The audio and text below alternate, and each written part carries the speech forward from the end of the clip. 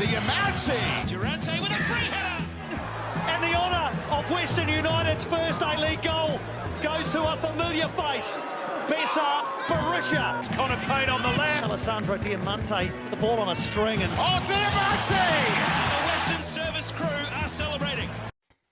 Damn right, the Western service crew was celebrating. Welcome back to All Out West for the last time for West United's third season in the A-League. And what an amazing way to cap it off with bringing home the West's first trophy, the coveted toilet seat. Sorry for the delay in making this episode. A lot of us got a few things going on post the game. I had the plague, so it's great to be able to breathe again. So this week you were joined by Kelsey, Lebby, and Jay. How's it going, guys? Good to be champions. What better way to celebrate the grand final than with beer and pizza? Cheers, fellas. We did it. We fucking did it. Yep. Yeah. What a great first half. Unreal. Yeah, it's going to be amazing. It's just what an experience. We're going to get into that a bit further. So I'm going to start with something not on the run sheet, which is a patented Wallace trick in this podcast, which is, so we won the E-League. Does this mean we did the double? Well, I'd say it gives us more trophies in total than Victory and City this year. But that also makes all 4 trophies coming home to Victorian clubs. So, yeah, we've done it. What else can we really say? It still doesn't feel real. Did anyone eventuate with the club championship this year? I believe City won it. You talk about that one where they count both the A-League men and A-League women's trophy? Yeah. Yeah, I'm pretty sure City won it by a fair margin. I don't think it was even close. We were ineligible because we don't have a women's team, but as of next season, that will all be changing. Yeah. I just, those things that was like they drummed up during the season and in promotional material, but you never really heard a lot from after that.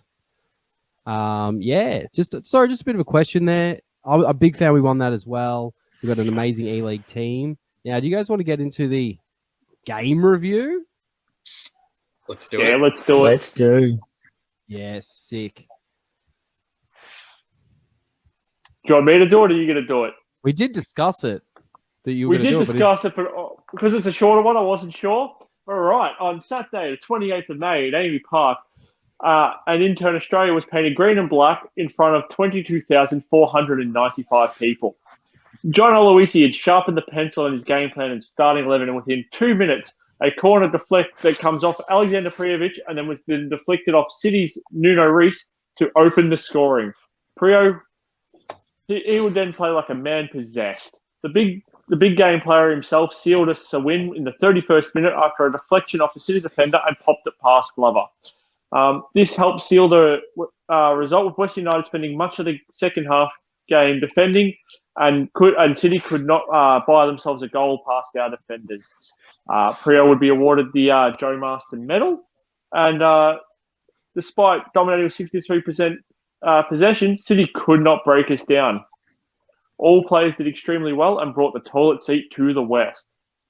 We have all watched the game technically, so I won't beat a dead horse about the details. Let's move on to experiences. What was your game day experience like? I'll throw to Lebby first. So the one word that comes to mind is tears, because not only myself, but pretty much everyone else around me that I could see was crying before the game, during the game, and after the game. It was just such a passionate day, regardless of whether we won or lost. The fact that we made the big dance in our third ever season was already an achievement, and already a massive achievement within itself. So when we before the game, everyone was ecstatic to even just be there in the first place, and the atmosphere was amazing. The camaraderie was amazing. And then just as the day and the night grew, everybody got more and more, in tears, I'd say. But it was just the passion of the players, the passion of all the fans, the coaches, everybody involved with the club. It was something amazing, and it's a night that I'll never forget. It was just, yeah, it's still sending shivers down my spine as I think about it. How was your pre-game and post-game? The pre-game was actually fantastic. Got into the Richmond Club Hotel. Quick shout out to them because they've been fantastic all season. And the turnout was fantastic. Everybody was there chanting on point, getting ready for the big game, getting ready to support the boys as much as they could.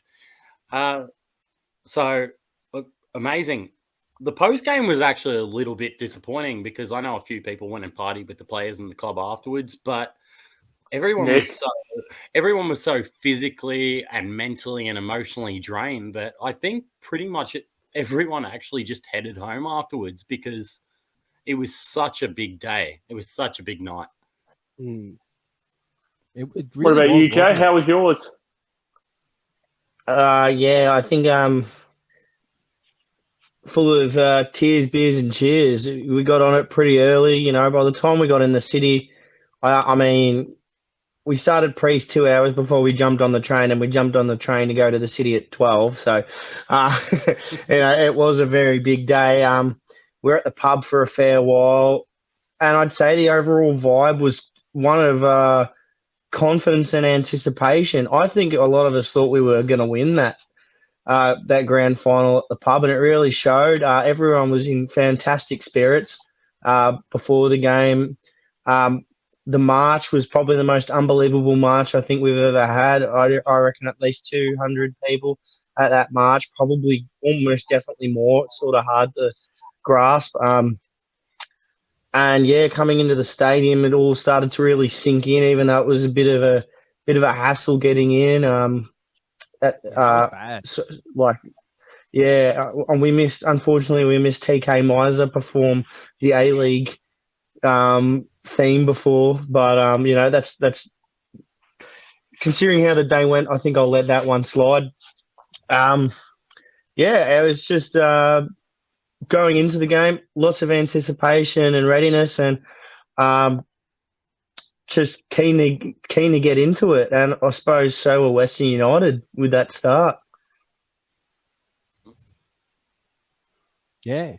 I might jump into my day. Kelsey and I went in early. Hang on. And yep. Just before we jump in, I just want to ask them, did you catch the Champions League final after it? Oh, didn't even make Honestly, it. Did not. I got nowhere near it. And we're glad, big glad. Well, I was going to say good result, but just thought I'd ask.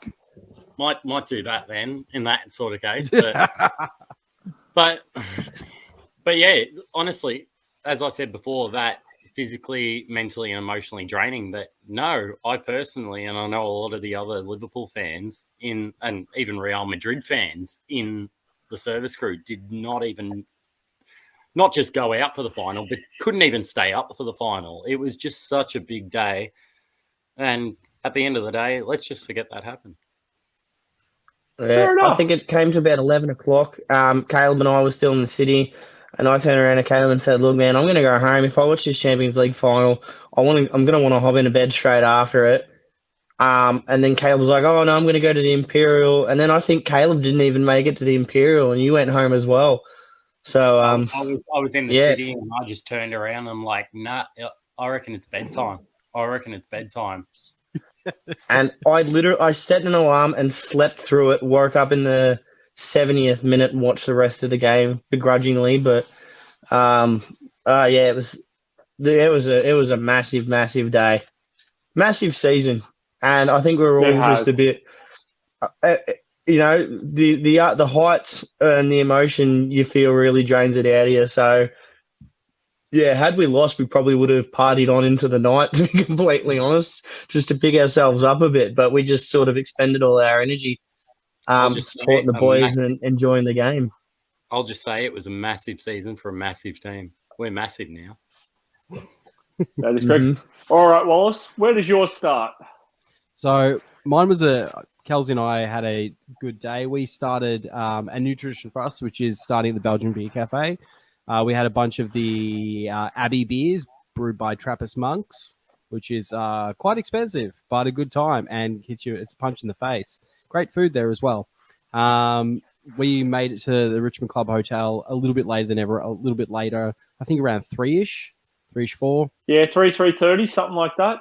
And just getting there was a big group of people, and there was like as you were saying, there's a real positive vibe about the group. The fans were excited, ecstatic. It was really nice, and I think it's the working class mentality of the West and our fans, that we can do this. You know what I mean? And it was a really good day, catching up with a lot of people I haven't seen in years.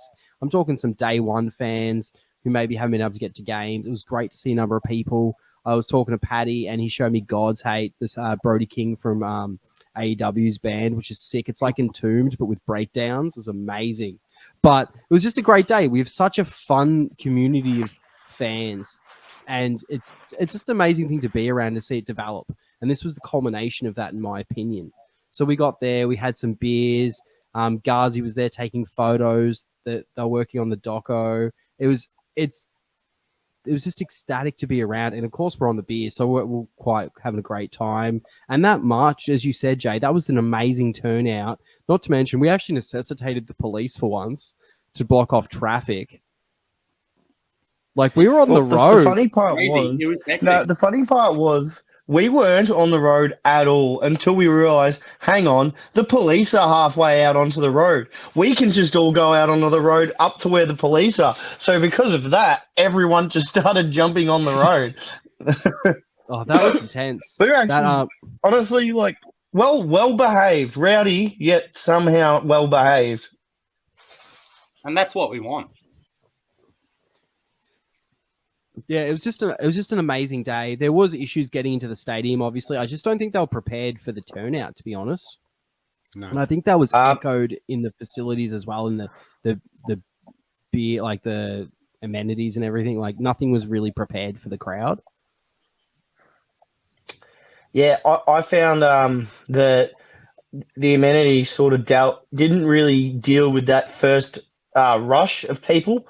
Before the game, but after the game started, and like half time, they seemed like a bit more well prepared. I ran down and grabbed a beer halfway through the first half, and they definitely seemed like they were on top of things a little more. So maybe it's just didn't expect that rush for an hour or so, but they got it done in the end. And usually, I'm not a big fan of Amy Park's amenities, but they did. I think they did pretty well to handle it in the end. See, that's the one time I actually didn't notice it, because we scored so early. I got 2 drinks knocked out of my hand at the start, and I said, I don't want to miss any more of this game. So I didn't even go and use the facilities afterwards. So, yeah, the one time I can't have a say on that, really. Well, speaking of that, Kelsey, well, I've obviously recounted a lot of our early trip into the game. Before we go into mine, would you like to at least experience how you experienced the first half first, and then maybe I'll take over? Okay, so it was a really fun first half. We were deep in active. There was hugs. There was yelling. It was our best turnout to a game ever. That end was just green and black. It was freaking amazing to see. Like, we were all in the early service crew meetups. You know what I mean? Like, we all saw when it was like 5 people. Like, to see the things we've helped be a part of and the community grow is so amazing. Seeing people, again, just everyone going off, having those amazing moments. When that first goal went in and we were like just ecstatic. I don't know. I don't have another word. I'm going to have to pull out a thesaurus here. Like, I'll do it if needed. I'll bring it up in a web browser. But can I jump in and say one thing about that? Yeah, there was actually a point where I actually stood back and went back a few rows and to the side a little bit and just kind of watched the service crew for a little bit. And it, as we brought up before, lots of tears to the eye. But that was one of the things that brought the most tears to my eyes, just to see where we came from 3 years ago, and seeing what we were back then, back at George Cross, that first game, those first few games, and looking at what it was. And it's just, it was like, this is what we've become. This is what the club's become. And this is what hard work, and it's not just All Out West people. It's not just the original service crew, but everybody that's put their work together and put their effort into the club. It's what we've become. And that brought multiple tears to my eyes just to stand back and look at them and say, we've done this. We've done this all together. We've done this as a group. We all share the one similar goal. We all share the same passion. And this is what football, not just our club, but this is what football can become in this country. 100%. And that's what I was talking about, the community we've built. It is, or the fandom, or whatever verbiage you like. It is amazing, the community that we've just been created around this football club. It's just insane. I think, Kelsey, you should jump in because you had, let's. All right, I'll rewind it back a little bit just for part of the experience. So, yeah, as you said, we went to Belgian Beer Cafe. We get to the pub, having a great time. I just want to highlight some, there, we're hanging out with you. We see Nick, the missing member of the pod, hanging out with him. I'm also hanging out with Noel, my nephew.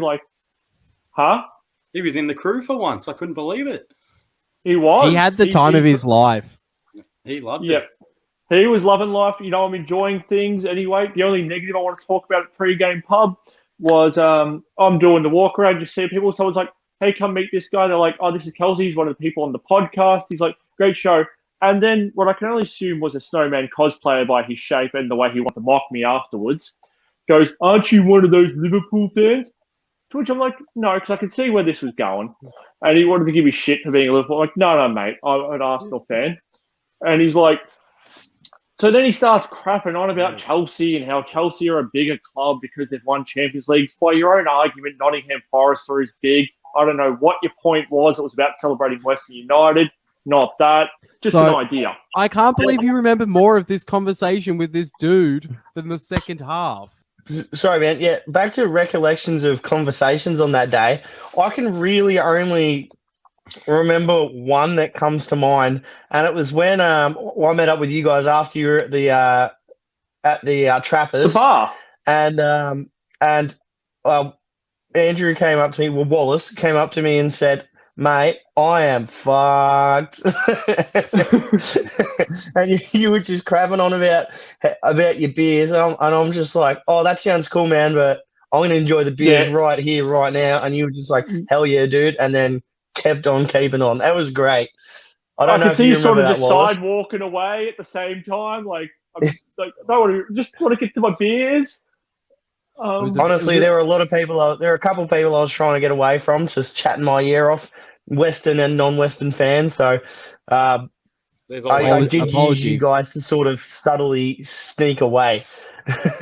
No, don't apologize. It's the passion. It's the passion we want to see, and it's like the excitement of the day. Because I know for a fact I chatted some people's ears off as well. Going on for that, had a great time. The rest of the pub, fantastic atmosphere, loud, fun, vibrant. You could feel the excitement and the buzz. The walk was easily the best march we've done. Easily, not even close. All having a great time. Obviously, we had the ticket issues getting in, but we all get in. First half's off to a cracker. We're in the middle of the crew, jumping, chanting. You see the first goal, like you just feel ecstatic. Like who would have thought we'd score that quickly in the A-League Grand Final to go up? Quickest honestly, in Grand Final as well, mind you. Exactly. First real, set piece, first real play, and we've scored. Rest of that first half, I felt we were probably on top. It was a bit of a 50, but I felt like we were more on top. And then Prijovic slots that. Moments after Prijovic slots it, I start to have my own profusely sweating moment, and I start to feel hot. Wallace also had given me a random scarf he found, put it on me. I've still got the scarf. I say to him, "Had a big day. I got to walk out for a minute." I walk out. All of a sudden, I feel really cold, like ice cold. Go to lean on a barricade. Next thing I remember is the sound of my head bouncing off the concrete. Have to say, the concrete at Amy Park, really solid stuff. Wake up, there's like 5 people around me who are all really nice. I don't know if they're cleaning staff, janitor, security, I don't know who they were. They walk me into the infirmary. They get me to call Wallace. And from there, the only thing I remember is us lifting the toilet seat. That's all you need to remember, honestly. That's it. Nothing for the next 2 days. Nothing. I know I apparently passed the How are you concussion feeling now, test. man? Yeah, really good. Yeah, I don't know how I passed that concussion test though. Yeah, that I can't believe they gave like when they said you passed a concussion test. I'm like, cool. We've had a few beers. It's been a big day. We'll go back and have some fun. And you were like, your eyes were not meeting mine, man, when we were talking. And so I sat you down with my sister-in-law and your nephew, and yeah, and you sat with them for the second half, and I jumped back in the crew, and yeah, you were not good, man. Yeah, I know there's a photo of me and like Noah together, and I just don't even look like I'm looking at the camera. I'm the one taking the photo. Like you look like you needed an exorcism. Oh, wow. Like that's you were done. Like calling your wife to explain what happened was like a very awkward conversation. And I'm thankful she still likes me and cooked me an amazing dinner last Saturday. Shout out Chloe. But yeah, amazing day. Let's talk about lifting the cup. How insane was it that moment? Side note, remember, like I think it was in the 70th minute we were singing "We're Champions," and then Garuccio's like, "No, dudes, shut up."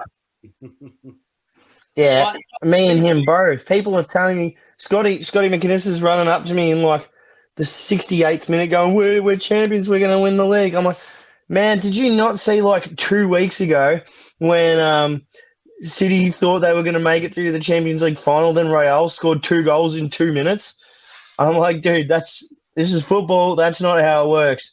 I was somewhat convinced we were going to win when the referee blew the final whistle. That's when the relief sort of come flowing down for me. Well, there was probably about 90 seconds before that when all the coaching staff and players and Jason and all the families that helped support the club from the get-go came down to the touchline with us.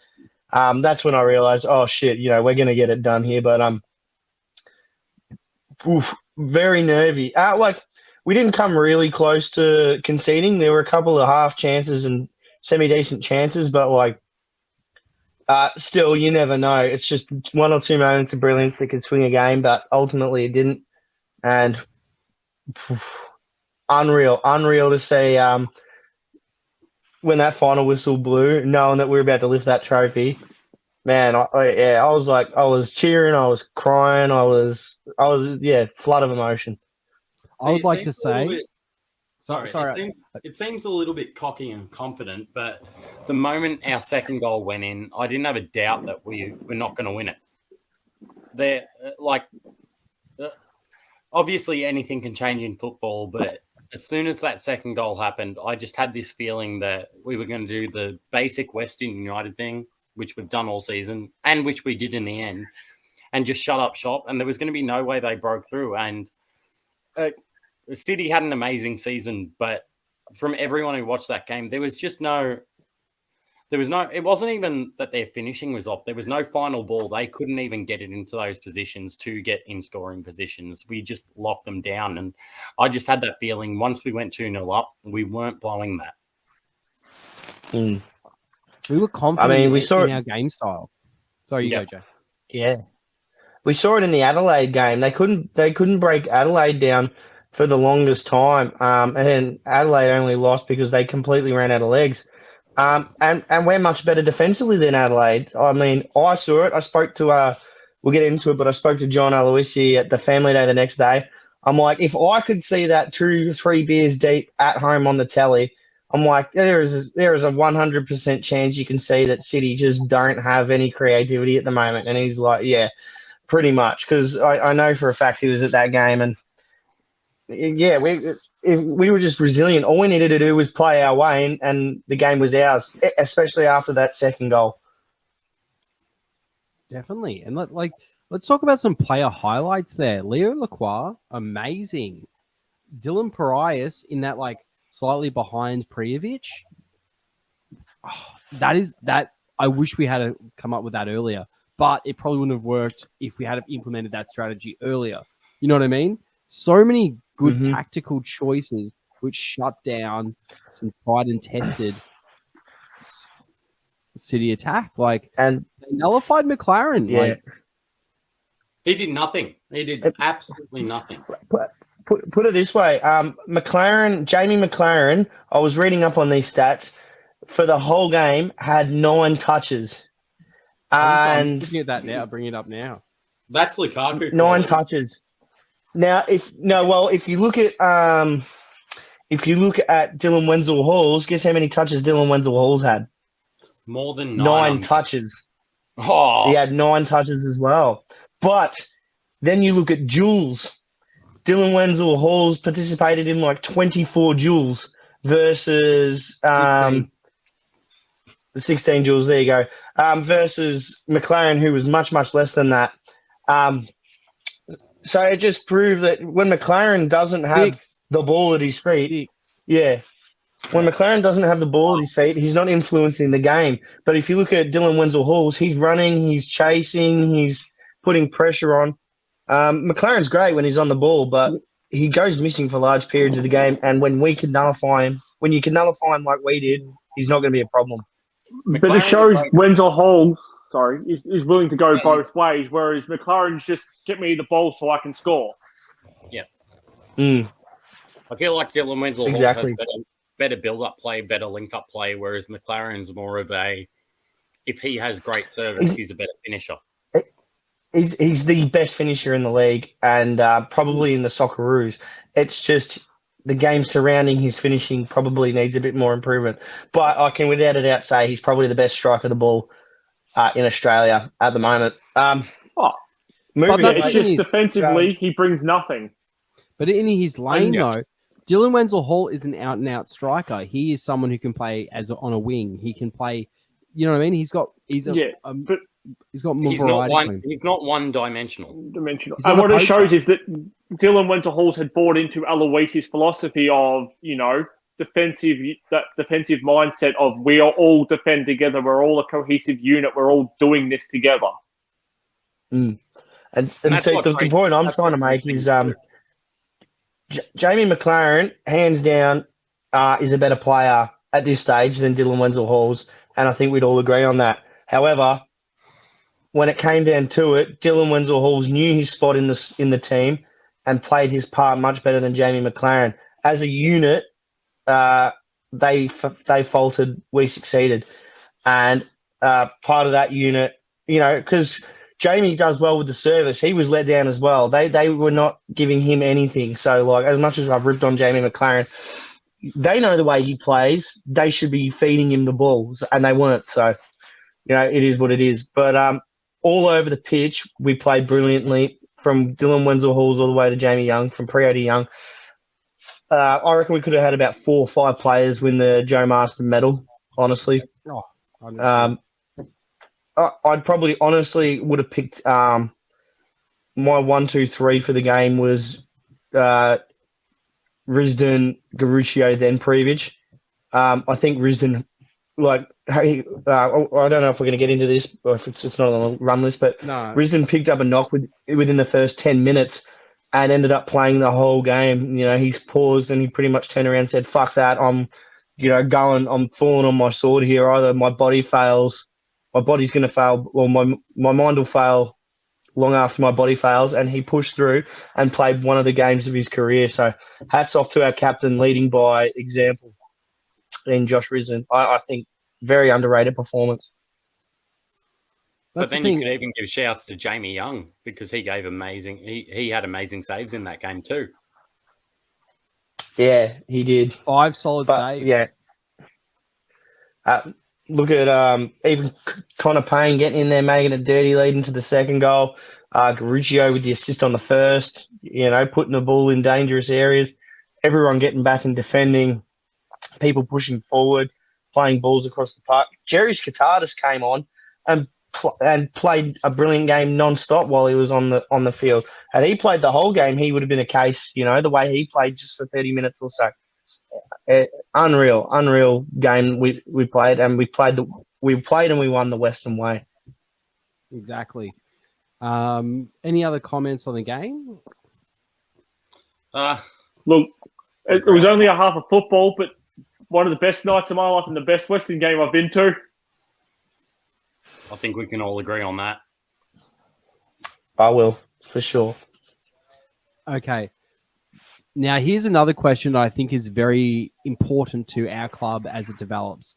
Does winning the grand final legitimize Western United as a club to the greater football community? And does this line up to the statement of intent the club came out with? Leb, do you want to start? Yeah. 2 thumbs up. Okay, I Jay. don't know how much more I have to say about that because there's always going to be the doubters out there. But it's not just our performances on the field this season. It's the greater sense of camaraderie within the club, the players, all the staff and the fans, but also what they're doing out in the West, which a lot of people don't see. The fact that they are branching out, they're giving those opportunity to those players from areas that probably would be overlooked by other clubs. I thought from the get-go it was a great decision, and not just because I am from the West, but I think this solidifies our place a little bit more, and hopefully people from the outside will see that we are definitely worthy. And I think it really helps having people like I think the biggest change and the reason we've won this is someone we haven't mentioned today, and that's John Aloisi. We would not have won the league without Aloisi. The players he's brought in, the mentality he brings to the club. He loves the underdog story. He loves the fight. He was a manager that was never supposed to manage again in Australia. Was without a job for 3 years. We threw him a lifeline, and he's given us the ultimate prize. So I know a lot of us were a bit iffy on Aloisi, especially after his last couple stints. But well, I always said, look, it's disappointing. Yeah, well, not disappointing, but like, you know, he wouldn't be my number one pick. But obviously, the club knows something we don't, and he has had good managerial stints. I said, boys, let's give him 6 games, and then if we've lost all 6 again, then we can start booing him out. And sure enough, you know, he kept on winning and winning and winning, and took it all away. So 4 out of the first 6. So I remember I don't know, after we did. Sorry, it's probably surpassed this trophy has surpassed what I thought would be the best John Aloisi moment in my life, which was making the World Cup finals. Barely, but yeah, and I honestly never thought we'd see John Aloisi lifting the A-League trophy, let alone one for my club. But nonetheless, I'm very happy and proud. Kelsey? So I'll touch on that and I'll go back to your question. So with that, I remember, like, you know, after we did the interview with him, saying to you guys, and I've said a few times throughout the year that, like, he sounded like he was a really brilliant communicator. It was clear, like, he could convince a team to win, and that I was going to back him and see where it went. And he's paid it in absolute dividends. He absolutely, and I also liked after it when he was questioned about managerial spots, how he was honest and said, you know, if an opportunity for the Australian team comes up, he's not going to say no to it. You know, I like that he's honest about that. That he has ambitions to go further as well. You know, project's not done at United, but, you know, if the opportunity comes, he won't say no. As well. You know, he's got a year left on his contract. He might be waiting a little longer after Graham Arnold's masterclass, but Robbie Slater, he does not deserve a lifetime contract. Okay, he just gets a contract at the end of the World Cup. Let's wait till that before you start doling out lifetime contracts, Robbie Slater. Out there. If we're going to talk about Aloisi moments, let's talk about the post-game press conference with him and Prijovic, and they ask him, would you consider signing another contract? And he's like, show me the money, to Western United, which loved it. And then that's beautiful. That's amazing. Prijovic is like, okay, I'm a silent guy. And then Lockie Wales and whatnot come like charging him with beers, throwing shit. I love the vibe of our club. Not to mention Risden's speech where he's dropping F-bombs. Like that's the West. It's pure passion. It's pure passion. That's what it is. Yeah. It's like Mitch Duke for the Socceroos. I like when someone speaks earnestly. Like that speaks from the heart. It doesn't have to be perfectly enunciated or like correct terminology. It just needs to be like an emotional connection. Yeah, real. And that's spoke to me right here in all those instances, especially Lockie Wales throwing beers and going off. Now, I'll go back to your original question. As for I'll answer the second part first. Statement of intent. Yeah, I mean, we won the goddamn title. We've shown that we want to be here and that we're here to win. Right? As for the greater football community, I don't care what they think. The record books show, on May 28th, 2022, we were the goddamn champions. Whether they want us here or not, tough luck, we're here. Deal with it. Love it. And we're only getting bigger as well. And this isn't just good for us. This is good for MacArthur as well. They're an expansion club. Not saying I want them to win a title, but, hopefully they can pull some fans in from their local area now and thinking, well, maybe if Western United can do it in their third season, maybe we can do it in our third season, shit like that. Because it's only good having more fans getting down to these games. I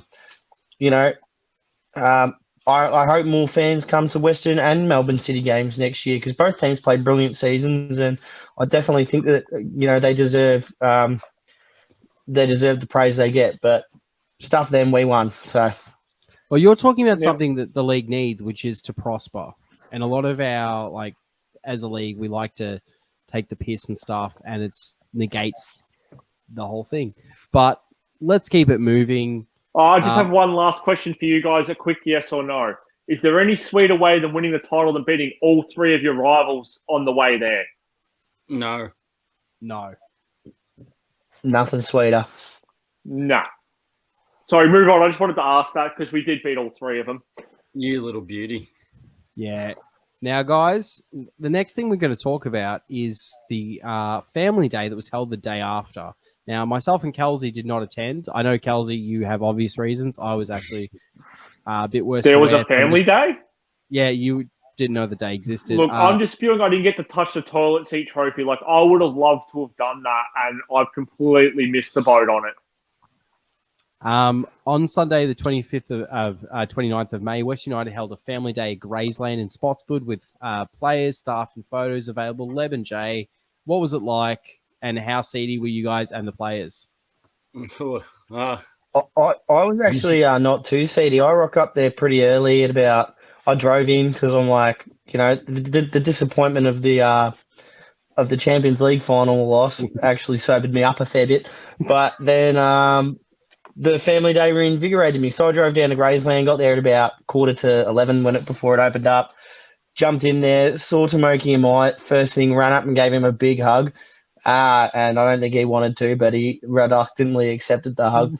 And then slowly enough, I saw all the players start to filter in. Had great chats with Ben Garuccio. And, the part I love about our players, they're just walking in, and everyone's commingling. And I walk up to Benny and just go, "Oh, congratulations, mate. Good job."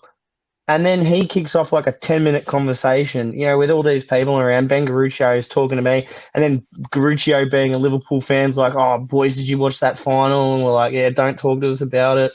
And then we ended up talking about Liverpool for a couple minutes. But, everyone was willing to have a chat, a conversation. Leo Lacroix walking around like he are in the joint. He does.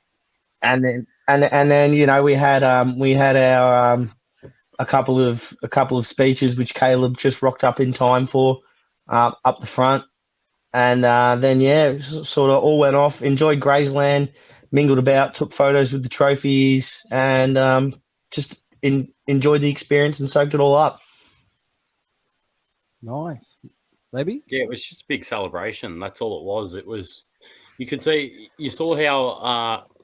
Look, the players were always people at the end of the day, and you saw their human side even throughout the season. But that day, you saw them a lot more as people. The players, the coaches, everybody, and just how relaxed everybody was, and how it was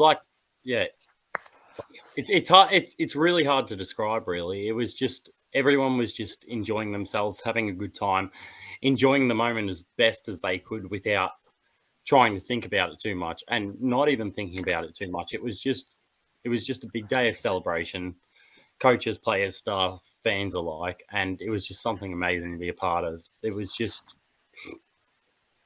a chef's kiss. Yeah.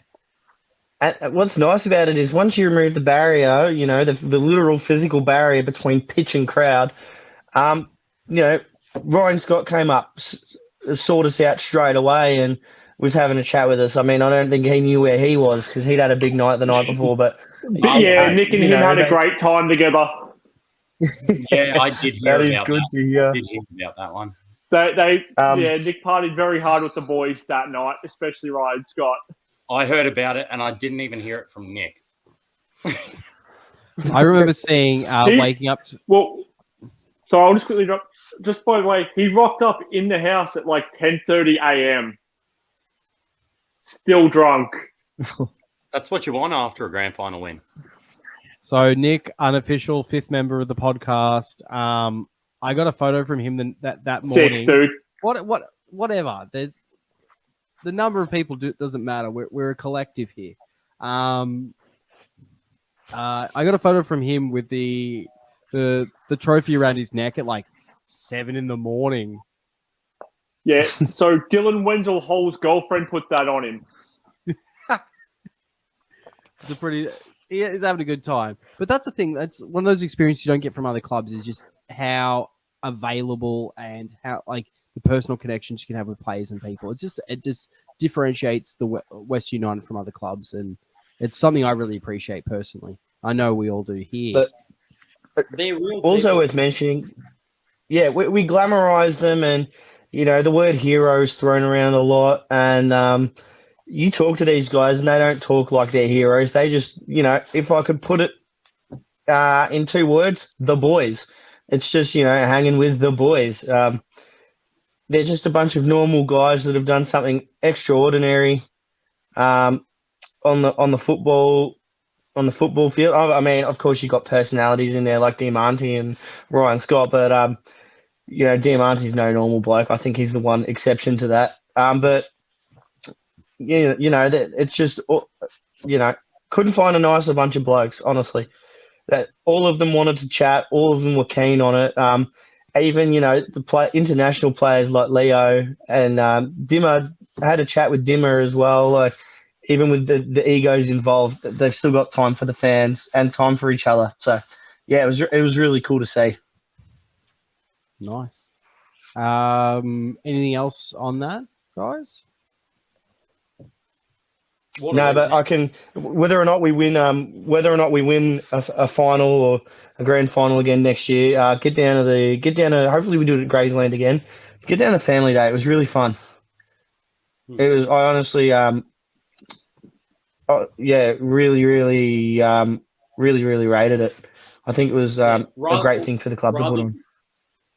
Rather than just being a part of the club on match day, get down to the other sorts of events, whether it be family day, training, that sort of thing.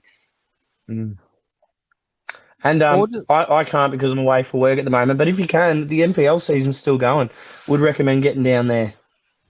Yeah. I'm just being silly with things right now, guys. Sorry about that. But no, there's so much happening with the club at the moment. Our W League team's going to start. Support Colden United. The NPL season is going strong. Check that out. Do you guys want to move on to the Gala Awards? Yep. Mm-hmm. Of course we do. On Wednesday, June 1st, West United held its gala with a number of the team in attendance, and we're looking quite dapper. I'm looking at you, Jay. It was like an episode of Peaky Blinders.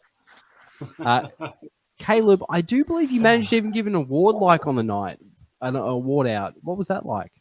Oh, well, first of all, I'll say I was sweating bullets having to do it, but it was great honor. It was an amazing honor. I gave out goal of the season, which obviously only would have gone to one man, which was Ben Garuccio, who ended up winning player of the season as well, which honestly, probably to everybody was a bit of a surprise, but it wasn't unwarranted and undeserved. He definitely deserved it. But it was just amazing being able to be a part of it all, not just myself, but having everybody else, the club, a bunch of different fans, sponsors, a bunch of the service crew as well. It was just an amazing night altogether. It was obviously not just the grand final night, but the day, the next day, the gala. It's a week. It was one of the best weeks of my life, and a week that I'll never forget. Yeah, I would definitely. Obviously they do the gala every year. This one was my first one, and I'm not going to miss another one. I don't think if I can afford it. It was just a great night. You once again mingling with the players. Another few people we forgot to mention. Jason, Chris, Pelvanus, and Jason Saras. Always keen for a chat. Jason, another one of those blokes where you go up and say hi, and he starts talking to you for 5 minutes. Even when there's a line of people walking up to congratulate him and talk to him. And ended up having a fun night, having a boogie, and just enjoying ourselves. It's probably my most entertaining Wednesday evening of the year, I'd say. That's a big tall order because Kenobi's out this year, so I respect that. Kenobi's mid, not gonna lie, and this is coming from a Ewan McGregor fan. I love Ewan McGregor, so does Caleb. But it's not a great series. I'm sorry, Obi-Wan rocks, Ewan McGregor rocks, but it's not mid, bro. It's mid. Liverpool's Honestly, mid. I don't even know what you're talking about, and it makes it all the better. But no, let's run through the awards. But I want to get to a first-hand perspective of it because it seemed like an amazing night. I'm glad I didn't go because I was on the Friday tested positive for COVID. So I'm glad I didn't go and infect everyone and destroy everything. And I didn't pass the concussion test, so I couldn't come. Yeah, your wife wouldn't let you out. Pass Let's all be honest. test. Well, Well, on the you did on the Saturday, night. but the Tuesday night, no. Shout outs to John Ambulance. You guys are doing a great job. Yeah, St. John were amazing. So let's go on to the awards. Ben Garuccio, as you mentioned, was the winner of the night, claiming the coveted Player of the Season medal and the Emerald Goal Award for the fan goal of the season, which the Scorpion kick was fucking amazing. If he doesn't get to the Puskas for that, I'm not gonna really do anything, but I'll be upset internally. Jerry Skidardis won. Yeah, we set a petition or something, but Jerry Skidardis won the Young Player of the Season award, which he really had a ripper, making himself taking that midfield role, like taking it on, doing a really good job with it. It's really sad to see that he's left the club. If he doesn't land at Wanderers, I will be very surprised because he was wherever he goes. Wherever he goes, I him. hope he gets a start because man, he really earned it this year. After we ripped on him, and then for the whole season, like pretty much from about a third of the way through the season onwards, we've just been singing his praises about how much he's improved, and I still will say he's our most improved player of that season. So, congratulations, Jerry. Sad to see you go. Yeah. And genuine about that. Now, Jamie Young was recognised by the fans for his remarkable season in goal as he won Forever West Awards Player of the Season award, which is quite ironic because we also gave him our votes for our Player of the Season award because he had a tremendous season. Now, there were many of us who were sceptical and also wanted Ryan Scott in goal. I think we all value Ryan Scott, and I think I took a very counter position to the Ryan Scott situation because I felt Jamie Young was a coup to get, to be honest. And I think Ryan Scott's our future in goals, and I hope he is. That's where I want it to be. But Jamie Young did such a bang-up job. And one of my favorite minutes after the grand final was him and Jamie Young and Ryan Scott embracing and having a hug. Like, that was just, those beautiful sportsmanship moments. People in constant competition for the same role being like, we did this. Yeah, for me was another great thing to see as well. Sorry to interrupt there, but as well as you almost have like a son, father, grandfather thing going with our goalkeepers and the coach, because you also had we've got Theo, who was the keeper when Jamie Young was backup keeper at Raw. So now Theo's like sort of the granddad of the two. You know what I mean?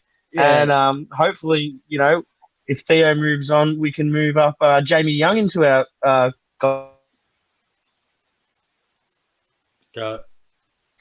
And Ryan Scott can move up the ladder. But it was all three of them really pushed themselves hard this season.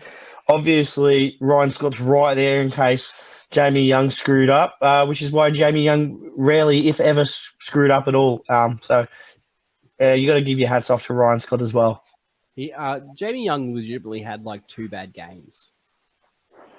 Maybe 3. I think he had about 5 bad moments as well. Like Yeah. in a season where you're making, 70+ saves, and you haven't, I think he was at fault for maybe 2 or 3 goals. And when you're the goalkeeper, and being that you're going to make mistakes. So to only concede a couple of goals that were probably his fault, it's like still an unreal season. On that note of Ryan Scott, he won the Foodbank Victoria Club Person of the Season Award for the 3rd season in a row. I genuinely believe this Foodbank thing, they just give him the thing every year. They're like, yo, Ryan Scott it. But great to see. He's such a big personality around the club, and I think he contributes so much to the positive vibes around the club as well. So he's definitely a worthy winner. I may have seemed like joking there, but I genuinely, and you guys have read our player season of our season review, which we'll be doing next week and out next week. He's so integral to the fabric of our ecosystem from a culture perspective. He's such a fun dude. He's out with the megaphone. He's in with the crew. He's just a all around good dude. Like, I just hope he post football they give him like the community engagement job or something, if that's something he's interested with. Someone to just be involved with football and, keep engaging with fans, because he's really good with that, besides being an amazing keeper. Probably a bit biased, but he's probably the best bloke in football that there is. Just player-wise, maybe not. When it comes down to personality-wise, he's the best bloke in football. 100%. That's why I'm saying a person like a community manager or something, because I think he'd really foster a good environment for Western United going forward. This is post his playing career, like 12 years down the line, when we're all old and grey, or I'll be greyer. But yeah, what's really impressive for that as well is he's in a club where there are a lot of just genuinely great people. Even Neil Kilkenny, we had a chat with Neil, and man, he looked like he was almost about to cry. He was so happy just because he had his family there. He'd won the league. Whether he stays or not next season, probably not. I think he wants to spend time with his family. Good luck to him. I think he deserves the rest, and he deserves time with his family. But if he wants to stay on, dang, I'll take that. Yeah, 100%. And he might not be as happy-go-lucky and as positive and as much of a G-up like Ryan Scott, but it's like he's almost the sort of, from what I've seen, it seems like to some of the younger boys, he's almost like that father figure. He's the experienced old head in the midfield. He's seen it all. And a lot of people look to him for direction, and he provided that direction this season. So as much as you got, Ryan Scott, you've got Ryan Scott on one side and Killer on the other, and they just provide the balance to the team, without being too stern, without being too lenient, and it's perfect. That's what you need in a club. 100% agree. Now, the final award went to Prijovic and was recognised for his lethal season in front of goal with the Golden Boot Award. He was a slow burner, but man, he's a big game player. Like, he's like, it's game time, let's do this. He'll coast till the end and then just kick him in. Just quickly, I was listening to Jamie Young gave an interview on the A-Leagues podcast, which I was listening to, and apparently there was a conversation that took place between Preo and Aloisi, and Aloisi towards the end of the season addressed Preo's lack of scoring form and turned around to Preo pretty much and said, just save it for the finals, man. They only care about the finals in Australia. That's what it's all about. And Preo was just like, well, okay. And then bang, scores in every one of our games, bar one, but in every tie. One we won. Say. Yeah. Yeah. Just had excuse me. an unreal finish to the season. Unfortunately he wasn't there because he'd already booked a holiday to go back and see his family over in Europe. But he did give possibly one of the funniest send one of the funniest acceptance videos he took in his hotel room, and I'm not even kidding. For those who have video, they'll enjoy this. But was about this close to his phone and just saying, literally reading off his email, going, "Thank you for the reward. Regards, Alexander." And it was like as like funny and scripted, and like obviously was reading off the screen. That honestly like embodied him because he was just he read it like a robot because he was he's literally a goal scoring machine designed by aliens to win us A-League titles. So it was like when I was watching it, I remember turning around. I think it was Jenny who was sitting on the table with me, Jenny Woolen, shout out, and was just like thinking like, oh man, that video is hilarious. Yeah, but unfortunately, it would have been cool if you could have been there, but you got to go see your family. You got to go catch up, and hopefully he does come back. I know he's linked with other clubs, but hopefully we can get another season out of him. He's such a fun character. But yeah, any final comments on the Gala or plays in this instance? 100% go if you can. Sorry, what, Leb? Sorry, Lebby. I missed that. The Gala after party was pretty fun too. So shout out to everyone who put that on. Good to know. Yeah. Good to know. You're a bit of a mover and shaker. Yeah, red card to me not being able to take a day off, unfortunately, because I had the flu 2 weeks prior. That's my red card of the season. Oh, great. Any final comments for this episode of the podcast, gents? Yeah. I don't know if we're still doing it. I actually have 2 red cards, or one of them's actually that was the first one. Christian Volpato has got to be the second red card. A massive fuck you, buddy. We're in the World Cup and you're not. Enjoy the under-19s, mate. You're never gonna. Enjoy the under-19s, mate. You're never gonna make the big time. You couldn't even make it to Sydney FC, and look at what they're doing at the moment. You suck. Italy, you're never making another World Cup again. Socceroos have a 0.08% chance to win this World Cup, and that is 0.01% chance to win the World Cup. That is all we need, and it's still 0.01% more of a chance than Italy have. Fuck you, buddy. That's my red card. I've got that 2. escalated. Honestly, sorry. I don't really care. It's just fun to see people ripping on him after he was giving it to us for losing to Japan. It's fun to see how the tables have turned. I've got 2. One is for Liverpool for not making our night even better. Because if Liverpool won the Champions League final, my weekend would have been perfect. Now my weekend was only 99.8% perfect. The second red card is to her because she's getting up, and the third red card is actually that the season's over. What an amazing season! I wish it was still going, even though we won. And if it was still going, maybe we wouldn't have won. But it was that sort of A-League season, and I know there's been a lot of people who have been praising it, and there's probably been equally as many ripping on it. But it was the kind of season, the kind of entertaining season that you didn't really want to see end. And let's just hope we have the same quality in the next season of the A-League. Yeah, I'm kind of glad to see the season's over. Yeah, it's been long. Sorry, just quickly. It was a rough, especially playing 6 home games in a row at the start of the season. It felt like rough. And I'm so happy that next year we're going to be getting a normal fixture and not having to be like, oh, where the hell are we going to be next week? So